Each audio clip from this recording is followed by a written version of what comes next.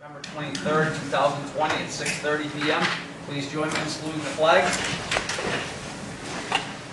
I pledge allegiance to the flag of the United States of America and to the republic for which it stands, one nation, under God, indivisible, with liberty and justice for all. Is Sally on? She is. Okay. All right, let the record show Selectman Moody is absent. Letter C, consent agenda, warrants number 16, dated 11/9/2020. Number 17, dated 11/9/2020. Number 8 and number 18, dated 11/9/2020. Payroll register number 44, dated 10/29/2020. Number 45, dated 11/5/2020. Number 46, dated 11/12/2020. And number 47, dated 11/19/2020.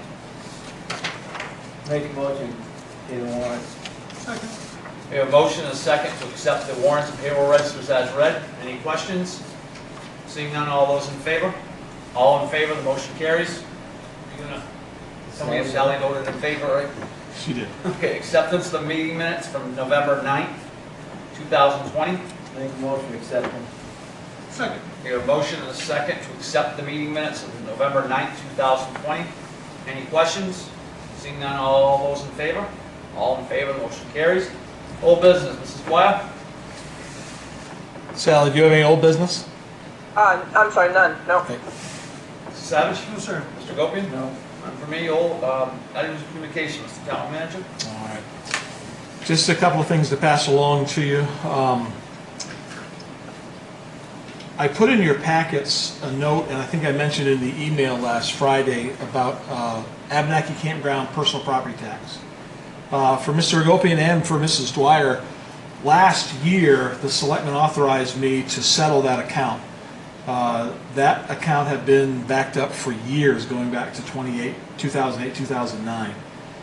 Just a little brief history. We took Abenaki Campground to small claims court twice. We got him to pay some of his back taxes. We've pretty much run the gamut of small claims court. We got a judgment in our favor, but then the next thing is, if you've ever been to small claims court, the judge says you got to bring that person in to do a determination of whether they can pay, and so we just kept running around. So we finally made an agreement. If he pays half of what he owes, I'll bring the rest to the board and see. We'll wipe it clean, and we'll start over next year. And actually, Shirley Bartlett will go out and do an inspection, see what he's got for property, and start it fresh from new. So he paid half of it on Thursday. I'm also pleased to say he paid a considerable amount of his property taxes. So he's caught up through 2019. This is the most caught up they've been since probably the last time you were on the board, Mr. Gopian. So I say that to bring it to your attention. If it's the pleasure of the board to write off and just basically clean this slate for account number 75, that would be my recommendation based on. So we're writing off $487.99. Yes, $487.99 plus applicable fees and interest. All right. I'll make that motion to write off the $487.99. Plus fees and interest. Yeah. Fees interest, yes, sir. I'll second. Okay, we have a motion and a second to write off the $487.99 plus fees and interest for account number 75, I believe it is. Mm-hmm. All right, any other questions? Seeing none, all those in favor? All in favor, the motion carries. Thank you. The only other item of communication is just the fact that the town office will be closed this Thursday and Friday for Thanksgiving. I hope everyone has a wonderful Thanksgiving. The month of December only has one scheduled select board meeting, and that's for Monday the 14th. So just keep that in mind. That's all I have. All right, thank you.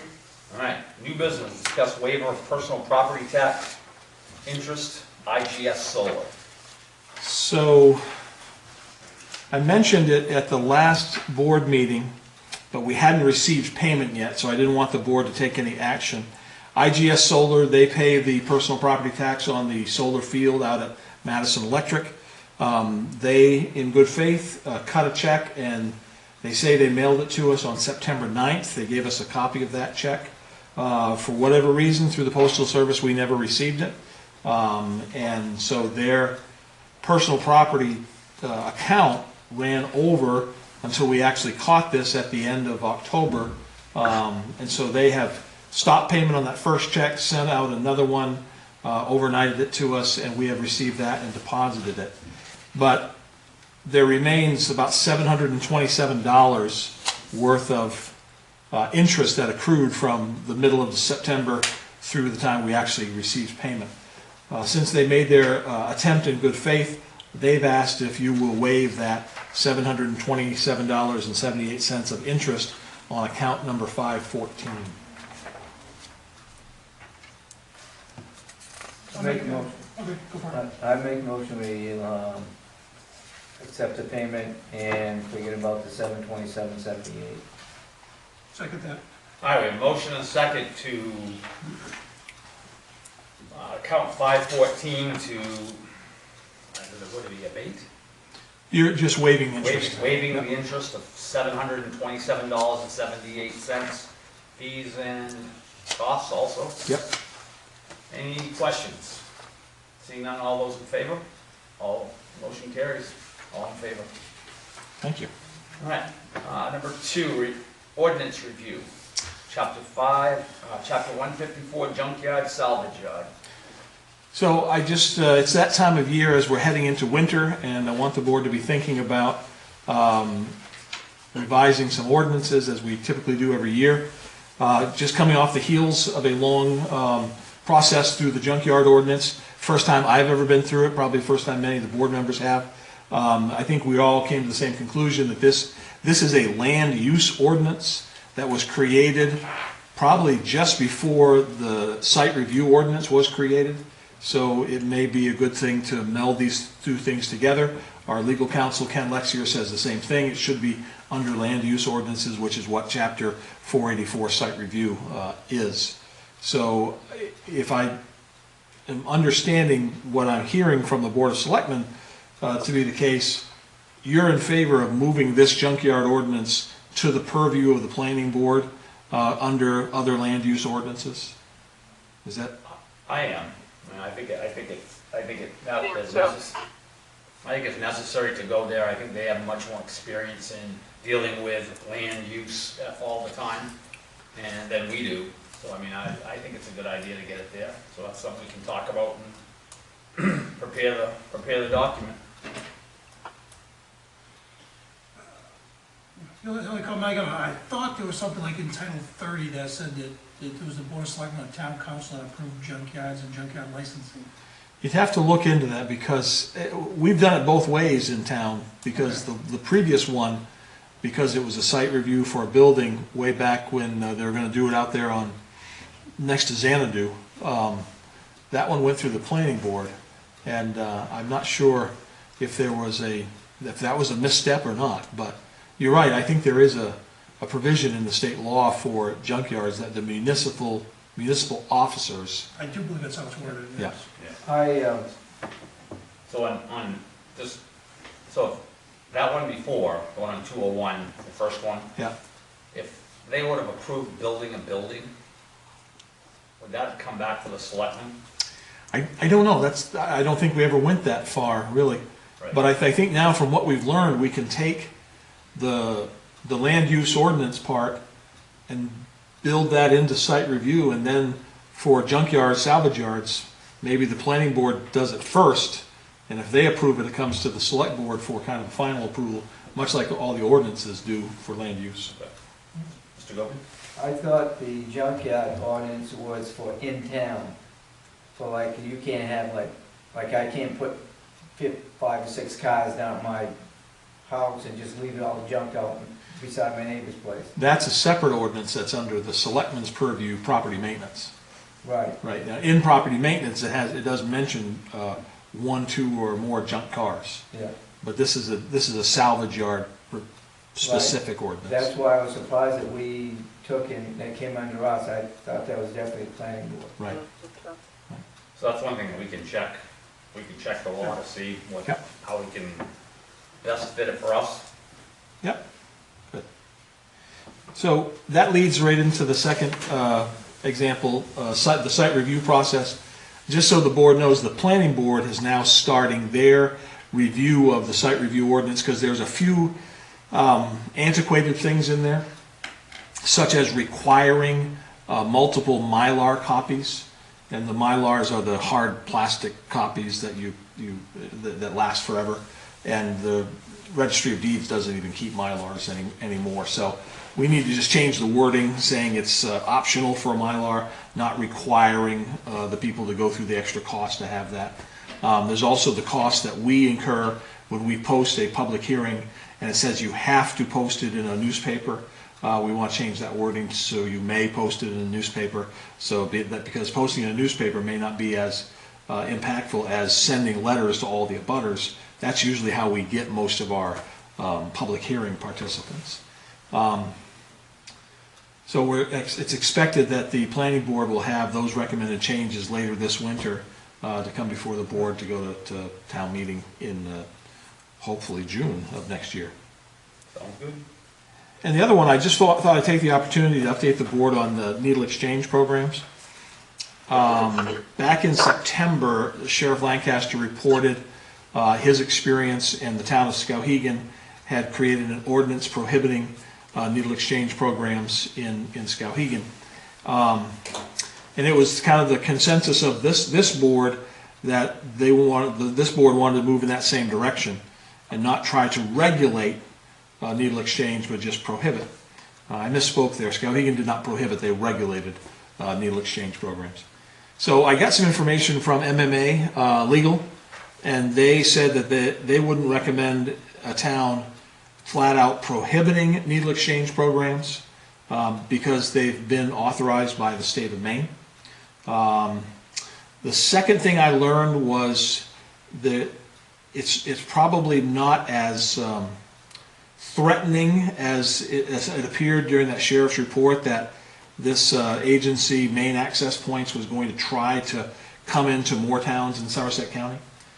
Maine Access Points got a contract from the CDC, and it was the CDC that said the next place we need to do needle exchange programs is Skowhegan, because Skowhegan had the highest number of occurrences that they could see. And they already have these programs in other parts of the state. So the CDC put out this contract. Maine General, a couple other big entities looked at it and passed, but Maine Access Point said, we'll do it, we'll facilitate the needle exchange programs. So they signed a contract with the CDC specific to Skowhegan. So if Maine Access Points were to try to set up another needle exchange program in another town in Somerset County, they'd have to go back to the CDC, and the CDC would have to issue them a contract to allow them to legally do that. So there's a few more steps involved in how someone could actually do this. And the third thing I found was in October, the town of Solon had a special town meeting. And the special town meeting was called to deal with some marijuana businesses. But while they had the special town meeting, they passed a prohibition ordinance for needle exchange programs. And I found it interesting that they might have kind of blended the language to say, yes, we understand the state has authorized these, we understand that these are legal things to do, but they say in their ordinance, we, the town of Solon, do not think that we are an appropriate place for these activities. So I found their wording kind of interesting. And if you look at the example I put in your packet, Solon limited no registered needle exchange programs, no mobile needle exchange programs. That was the one the sheriff was concerned about, like come in the back of your car and exchange the needles. And then this medically supervised injection site, which is another whole ball of wax that the sheriff was concerned about. So Solon kind of took this and modified what Skowhegan had done a little bit to try to put the brakes on anything like this coming into their community. I have a call into Elaine Allos, who is the longtime select board member up in Solon. I just wanted to check with her to see if they had this vetted, if they had an attorney look at it, and then I'd just kind of like to see what her thoughts were on how they put this together. So really, I'm just bringing this to you as information. I don't think there's an urgent need to do this, but if the board wants to have something in writing about needle exchange programs for town meeting next year, I think it's something that's worth looking at over the winter. Sure, go, please. This CDC, this is the same one that does the virus here in the state too? It's the same Centers for Disease Control, yep. It's all in the same department. I'm sure there's lots of different departments, but it's all in that same umbrella. Yeah. And the money comes from DC. The money does come from the federal and state budgets, yep. So we're not on the radar. From the folks that I talked to at Somerset Public Health, they're the ones that helped me get a better understanding of this main access points. From what I talked to Somerset Public Health about, main access points now has to go back and be invited by the CDC to apply for a contract if they want to do this in another town in the state anywhere. So I think we should just wait. So is the town involved in this? I mean, they just pick any town and... right, see that's where Skowhegan kind of got caught off guard because, you know, the CDC looks at the health data and they look for hot spots where there's drug use or heroin use and that sort of thing. And of course you have places in southern Maine, and Skowhegan's numbers kind of rose to the top, so they were kind of the next likely hot spot. But I don't know if the CDC ever talked to anybody in the town office in Skowhegan or the police department, and that was the problem. Hopefully they've learned from that, but we'll see. So what do we think? We want to hold off Hold up on... doing anything? Well, I mean, if they're not gonna involve us in the discussion, the CDC, if they're not gonna involve us in the discussion, they're just gonna go ahead and talk to the other company, Right. them, and say, okay, we can, we're gonna have one in Madison, those two decide if they're gonna have one in Madison or not. But I think if we have something in place, I mean, if this is good, just follow up next meeting with this and see if they had an attorney look at it. You know, I just soon get it done and say, no, we got a policy for this right now saying you can't come in here and do this. We're not going to be able to eliminate them altogether, though. Well, Depends on what we get out of Solon. Depends on Solon is, Right. according to this, what I've read, this is the impression I'm trying to get here. Solon said, Yeah. no, you're not coming in. Right. So I think at the very least I can find out more about what Solon did to get this legally vetted, or if they just decided to throw something up there and see if it sticks. So, Yeah, that'd probably be a good idea. Sally, did you have any comments on the? Oh, no, I totally agree. I was going to say, Tim, I would like to see what you find out from Solon to make sure that we aren't doing it wrong if we do decide to do it. Right. Thank you. Thank you. All right, number 3, discuss street light purchase, CMP. So at the last meeting, I brought up the fact that CMP has offered to replace their 55 sodium streetlights with LEDs. After that meeting last time, it was the consensus of the board for me to talk with Madison Electric to see if they would be willing to contract with the town to replace those lights and to service them in the future. In my discussions with MEW, I come to realize they've got quite a bit on their plate right now. And so they kind of said that would not be a priority for them. Their priority right now is the Jones Street station, which they need to get a new generator there because they've been going through all the insurance after the fire last summer. So they want to get that generator project done. But in the meantime, I wanted to just kind of get an idea of what the costs would be. So Marty did tell me that they could certainly order the lights for the CMP replacements. So he can get me some prices on that. I did to speak with On Target, which is a company that does similar work, basically line work. And I got a quote that the labor would be probably about $200 per light to switch them out. And so I'm doing some rough numbers. if it costs $150 to $200 to buy a new light and about $200 to serve, you could get this done for about $400 or $500 per light, plus the cost of buying the light from CMP. The whole thing could be done for less than $40,000, and I believe that you could do that in a way that your savings from moving away from paying CMP their service fees would essentially pay for this in about 5 years. It'd be a 5-year return on that, and then after that you would save, you know, $5,000 a year in electricity costs as opposed to what you're doing now. So I'm looking at us. Marty's on vacation this week. I want to get a chance to get back and talk with him again. So I'm trying to figure out what's the best recommendation for the town. If you just stay the course with CMP, you're going to save about $2,700 a year in energy costs. If you lay out $40,000, buy the lights, have them under your purview, under your control, then in the long run you're probably going to save about $5,000 a year. So I just kind of lay that out and see what the direction of the board is. You want me to continue looking at this, or just take the deal from CMP? Now, if CMP keeps control of it, they replace the light bulb? They would, yeah.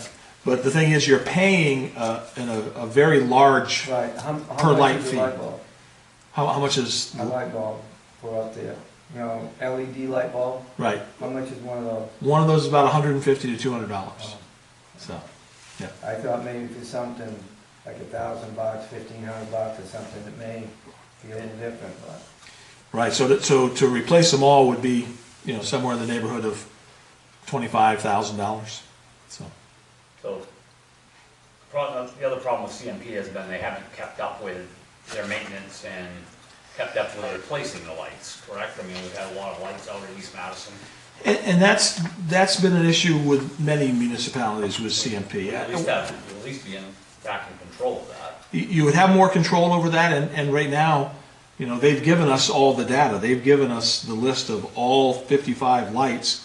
The problem with CMP is they kind of made up the road names, so you kind of got to go figure out what road they're talking about, because it says there's one on the corner of Lake Road, and you got to figure out where Lake Road is. Is it Lakewood Road, or is it one of the roads on the lake? So, but that's you know, 55 lights. It's not impossible to figure all that out. But you're right. You have a better handle on maintaining your own lights.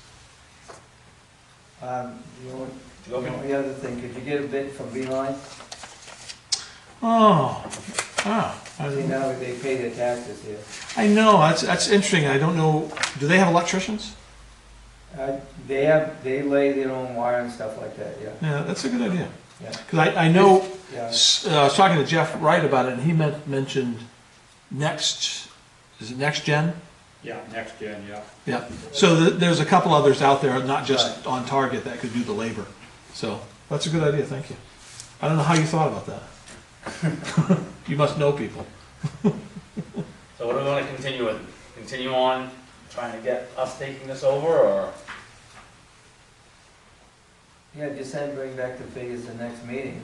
Give them, I mean, we got a couple of weeks in. It's not, we're not in any hurry to do this. I would not try to pull any money from anywhere to do this ahead of time. I would simply prepare it for the budget for town meeting and have it as a capital expense if we wanted to do it for town meeting. Okay. That's good.